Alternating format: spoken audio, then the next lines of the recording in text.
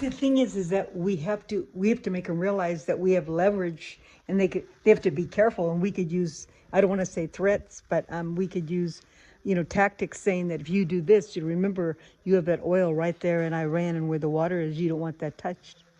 But we need, number one is that we need to, in the next 3 to 5 years, how to block defense any nuclear missiles coming in, and we need to know.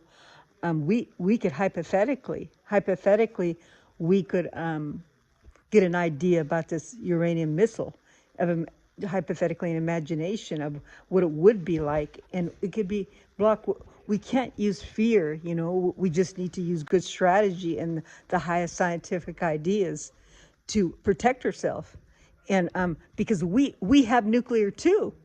So just because he has a fast, nuclear missile, that's not the end of the world. We also have a nuclear, and we could shoot it right back to him, and he's also in trouble. So with the HAL, this is like serious stuff.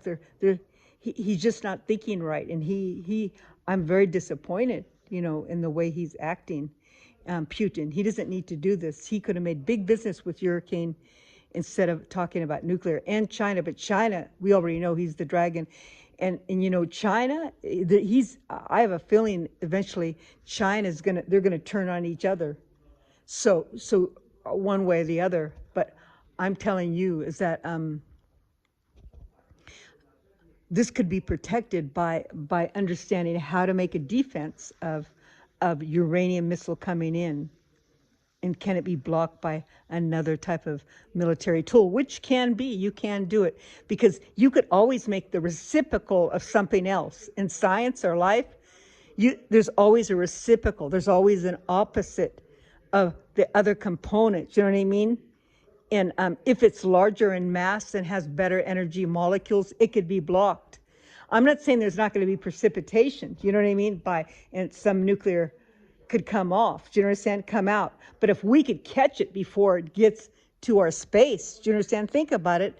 That if we get before it goes off, if we know, if we need antennas, because I apologize, I don't know all the vocabulary. I died many times, and I lost a lot of my vocabulary when I came back to life.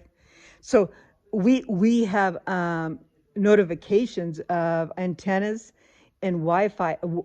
If it gets too close, to us or to space, that's why I asked, we need to have like notifications, use our notifications together as a team, all our countries. If we know it's coming toward here, we know it's coming toward there, and one country will protect the other country. But so if we know before it shoots off, because it's so close, Russia's so close to Europe, and Russia's so close to Europe, and Europe is closer to United States. So if we know it's coming, then we could block it. But remember, just as there's the nuclear missile coming in with the uranium that he says he has, there's also, by science, could be a reciprocal. But we need to find it, and then we need to use notification of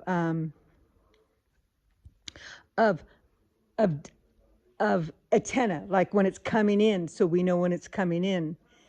And these are just simple, basic ideas, but they're important to develop, especially with this new missile. And remember, as I told you, that Russia came to, they came to Cuba. That's right. He was in Cuba. There's things in Cuba. That's where they made they're making military tools. China there is right below Puerto Rico.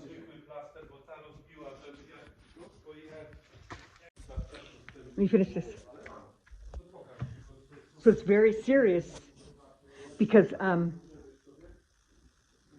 right there, remember I told you, so Russia also has some things set up in Cuba, and then also Honduras. China's in Honduras, okay, right below Mexico. And then China tries to go below the Black Sea.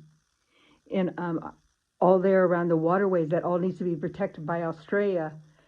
And then remember, there's China, there's Iran, and there's Iraq, and then there's, on the other side, east, there's India, and then on the south, there's Africa. and all those areas are very condensed. And so if we could all work together with the ones that are our friends to protect us, we'll be fine. It's not something to get excited about. I would be more worried for them because we're way across the ocean. So I like your bike. Thank you. It's not mine. What? It's not mine. It's rented. Uh-huh.